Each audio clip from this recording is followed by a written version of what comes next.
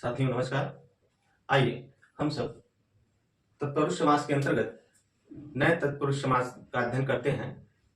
प्राय यहाँ से प्रश्न परीक्षाओं में पूछे जाते हैं और लोग भ्रांतिवश गलतियां करते रहते हैं। देखिए, आप अगर ध्यान से पढ़ेंगे तो गलतियां नहीं। देखिए, नए तत्पुरुष समास जो है, यह तत्पुरुष समास का एक उपभेद है। क्या है? उपभेद। इसका सूत्र है न। ठीक, ये सूत्र कहता क्या है कि पूर्व पद जो है में ना हो, पूर्व पद में न हो और उत्तर पद में कोई संज्ञा हो या विशेषण। सूत्र क्या कहता है ये नए तत्पुरुष समास का कि पूर्व पद में ना हो और उत्तर पद में संज्ञा या विशेषण हो तो कौन सा समास होगा? नए तत्पुरुष समास। ध्यान से देखिएगा, पूर्व पद में अगर कहीं भी आपको ना दिखे और उत्तर पद जो है उसमें संज्ञा हो या फिर विशेषण हो तो क्या होगा? नए तत्पुरुष समास।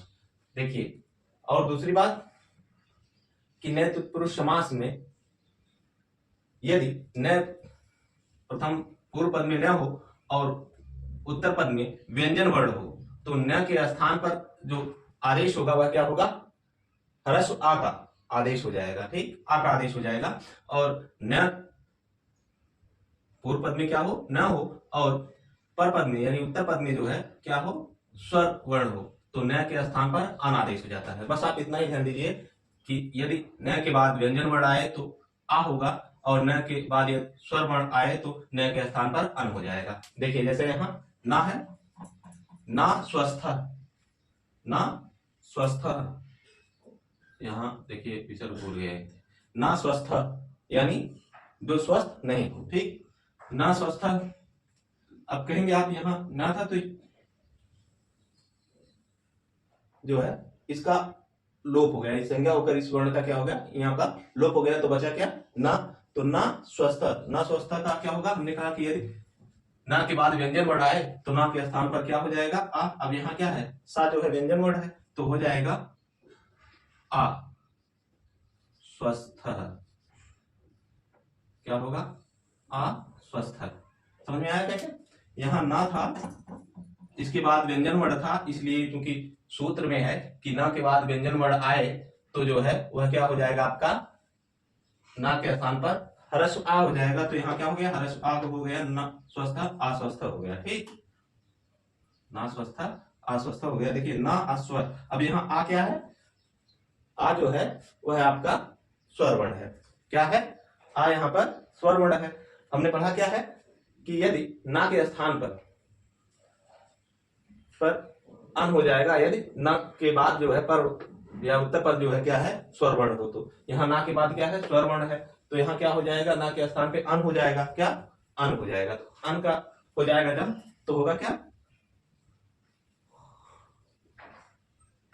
अनश्वः।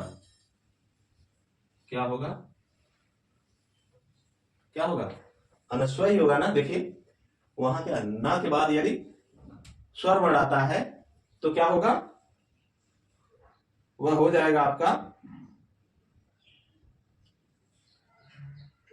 अन। ना के बाद यदि स्वर वर्ण होगा तो क्या होगा? यहाँ देखिए लिखा जाएगा अन। और यहाँ क्या है? ना के बाद यदि व्यंजन वर्ण आए तो आ हो जाएगा। तो यहाँ क्या था? यहाँ स्वर वर्ण नहीं था, व्यंजन था तो आ हो गया। यहाँ स्वर वर्ण था ना के बाद तो अन हो गया। क्या हो गया? अनस्व। अन अस्व यानी जो घोड़ा नहीं है, जो स्वस्थ नहीं है, जो घोड़ा नहीं है या घोड़ा नहीं है, इसका अर्थ होगा ना कृतम। का है? का क्या है? व्यंजन वर्ण है तो आ हो जाएगा आ कृतम। ठीक, समझ पा रहे हैं आप सब? आ कृतम कैसे हुआ? क्योंकि यहाँ व्यंजन वर्ण। ना इच्छा, यहाँ क्या है? स्वर वर्ण है तो हो जाएगा अनिच्छा। क्या हो जाएगा? अनिच्छा। नागत, अनागत, अन हो जाएगा, अनागत हो जाएगा। क्या हो जाएगा? नागत, अनागत। ठीक, नागज का क्या हो जाएगा? आगज। नाउकता का ये स्वर है, उ वर्ण क्या है? स्वर वर्ण है तो अनुक्ता हो जाएगा। ठीक, देखिए इसमें जो है अस्वस्थ हुआ, अनस्वर हुआ, अनिच्छा हुआ, ये अनिच्छा शब्द है, और ये जो है अनस्वर हुआ, अनागता हुआ, ये सब क्या है, महत्वपूर्ण है, ये इंपॉर्टेंट उदाहरण है, ठीक। अनुक्त इत्यादि। अब देखिए नामोह, यहाँ क्या है, माँ क्या है, व्यंजन वर्ण है, ना के बाद क्या है, व्यंजन वर्ण है, तो क्या हो जाएगा, अमोघ, अमोघ। ना सिद्ध, यहाँ व्यंजन है, ना के बाद क्या है, व्यंजन वर्ण है, तो हो जाएगा आ सिद्ध, क्या हो जाएगा, असिद्ध। ना ब्राह्मण, ब्राह्मण क्या होगा, अब्राह्मण। देखिए अब्राह्मण सब, ये भी बहुत इंपॉर्टेंट है, लगभग परीक्षाओं में कई बार पूछा गया है। अब्राह्मण। ना ईश्वर, अनीश्वर, क्या होगा, अनीश्वर। अनेश्वर होगा कि अनईश्वर होगा, बताइए। देखिए क्योंकि यहाँ ई है तो यहाँ ना था, तो ना पे क्या हो जाएगा, बड़ी की मात्रा, अनीश्वर, क्या होगा, अनीश्वर। ये भी महत्वपूर्ण है, ठीक। ना, ना अर्थ होगा, ये अर्थ लिख दिए, ना अर्थ क्या होगा, अनर्थ। ना उचित, अनुचित, क्या हो जाएगा, अनुचित। ये भी इंपॉर्टेंट है, ठीक। ध्यान दीजिए, वैसे सभी उदाहरण क्या है, महत्वपूर्ण है, पर जहां जहां हमने जिन उदाहरणों पर हाईलाइट किया है वो उदाहरण प्रायः परीक्षाओं में कई बार पूछे गए हैं, इस कारण से ये बहुत जो है क्या है, महत्वपूर्ण प्रतीत होते हैं, और इन पर विशेष ध्यान दीजिएगा। आप सब इसको नोट करिए। इसके बाद हम प्रादितात जो है तत्पुरुष समास के उदाहरणों पर चर्चा करेंगे, उन प्राद तत्पुरुष समास की चर्चा करेंगे, नोट कर लीजिए।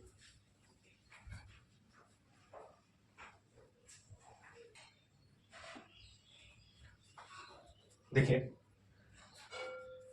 गति या प्रादि तत्पुरुष समास, गति या प्रादि तत्पुरुष समास यहां से भी जो है परीक्षाओं में प्रश्न पूछे जाते हैं। देखिए गति या प्रादि तत्पुरुष समास की पहचान हम कैसे करेंगे, जिस समास के पूर्व पद में कु आदि शब्द लगा हो, उरी आदि गत संज्ञक शब्द हो, या फिर प्रा आदि शब्द आए, तो इनका समर्थ सुबंतों के साथ नित्य समास होता है। क्या होगा, नित्य समास होगा, और इन्हें ही गति तत्पुरुष या प्रादि तत्पुरुष समास कहा जाएगा। कुछ उदाहरण जो महत्वपूर्ण है, परीक्षाओं में जो पूछे जाते हैं प्रायः, उन पर हम चर्चा कर ले रहे हैं। आइए देखिए, कुत्सित पुरुष, कुत्सित पुरुष क्या है, कुत्सित पुरुष है, यानी कुत्सित पुरुष, तो उसे हम क्या कहेंगे, कुपुरुष है, कुपुरुष है ना। कुत्सित पुरुष नहीं, कुत्सित पुत्र है तो कुपुत्र हो जाएगा, ठीक। कुपुत्र क्या होगा, कुपुत्र। सुंदर देशा, सुदेशा हो जाएगा, क्या हो जाएगा, सुदेशा। सुंदर देशा, सुदेशा, सुदेशा। कुत्सित पुरुष क्या हो जाएगा, कुपुरुष। ये सब पूछे जाते हैं परीक्षाओं में, ठीक। कुपुत्र हुआ, कुपुरुष हुआ, ठीक। कुत्सित राजा, कुराजा, कुराजा, यानी जो बुरा हो, ठीक। बुरा पुत्र हो तो कुपुत्र होगा, बुरा पुरुष हो तो कुपुरुष होगा, बुरा राजा हो यदि तो कुराजा होगा, ठीक। प्रगतः आचार्य, ये बहुत इंपॉर्टेंट है, इसे हम क्या कहेंगे, प्रगतः आचार्य का प्राचार्य, क्या होगा, प्राचार्य, प्राचार्य। प्रगतः आचार्य बराबर क्या होगा, प्राचार्य। ये अति महत्वपूर्ण, आप समझ लीजिए इसको, ठीक। ट्रिक लगा दिया जरा। कुपुरुषा हुआ, ये हुआ, कुपुत्रा हुआ, ठीक। ये सब क्या है, बहुत महत्वपूर्ण। विरुद्ध पक्ष, जो विरुद्ध पक्ष का हो उसे हम क्या कहेंगे, यानी जो दूसरे पक्ष का हो क्या कहेंगे, उसे विपक्षी ही तो कहा जाता है ना, विपक्ष। क्या होगा, पक्षः। शोभनम पुरुष क्या है? जो पुरुष शोभनीय हो। कैसा पुरुष? जो पुरुष जो है शोभनीय हो उसे हम क्या कहेंगे? सुपुरुष।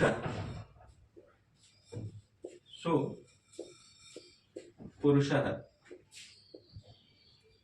प्रकृष्टो वीर प्रवीर होता है। क्या होगा? प्रवीरः। उरी कृत्य, कृत्वा का क्या होगा? उरी कृत्य। उरी कृत्य यानी स्वीकार करके, ठीक। उरी कृत्य क्या होगा? उरी कृत्य।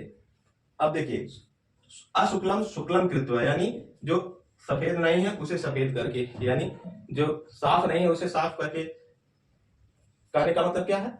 अशुक्लम शुक्लम कृत्वा, तो क्या हो जाएगा इसका? शुक्ली कृत्य यानी साफ करके, सफेद। तो क्या करेंगे? शुक्ली कृत्य, शुक्ली कृत्य हो जाएगा, ठीक। पटत पटत इति कृत्वा पट पट पट क्या होगा? पट पटाकृत्य। क्या होगा? पट पटाकृत्य। दो बार है ना पटत पटत, तो क्या है? पट पटाकृत्य हो जाएगा। पट पटाकृत्य, पट पटाकृत्य जो होगा इसका अर्थ क्या हो जाएगा?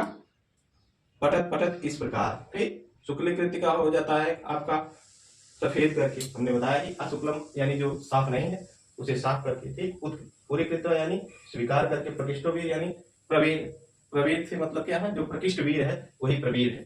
सुपुरुष शोभनम पुरुष यानी जो शोभनीय पुरुष है उसे सुपुरुष कहा जाता है, ठीक। देखिए ये पूछ लेता है, सुपुरुषा भी पूछता है परीक्षाओं में, और उरी कृत्य, शुक्ली कृत्य, पटपटाकृत्य, ये तीनों, ठीक।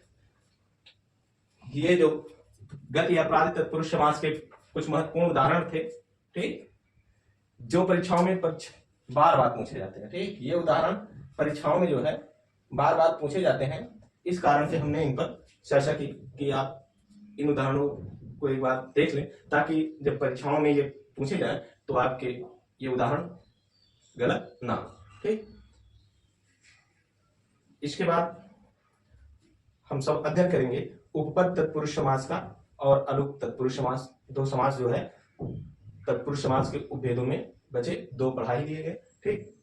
थोड़ा गला ठीक नहीं है इसमें, और